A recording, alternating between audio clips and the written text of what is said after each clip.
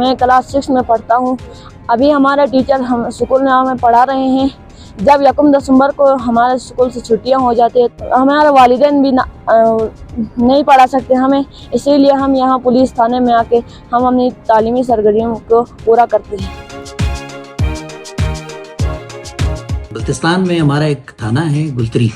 آج بھی تھانہ اس چیز میں بڑا یونیک ہے کہ جو ہے نا سردیوں کے 3 مہینے میں جب کرائم نہیں ہوتا تو ہماری موجودگی تو ہوتی ہے وہاں پہ, تو علاقے کے لوگوں کو بچوں کو جمع کر کے ہمارے پولیس والے وہاں پہ ان کو ایجوکیشن دیتے ہیں, ان کو ٹیوشن پڑھاتے ہیں, ان کو سبق پڑھاتے ہیں.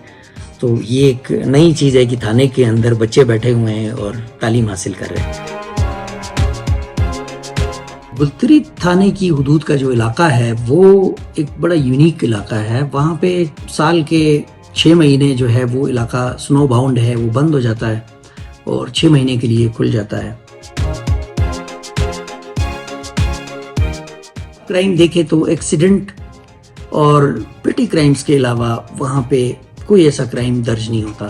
پچھلے 35 سال میں ایک مرڈر ہوا ہے, اور وہ مرڈر بھی کوئی باہر کے لوگ آئے تھے, وہ آپس میں جھگڑا کر کے انہوں نے مرڈر کیا تھا. وہاں کے لوکل لوگوں نے وہ مرڈر بھی نہیں کیا.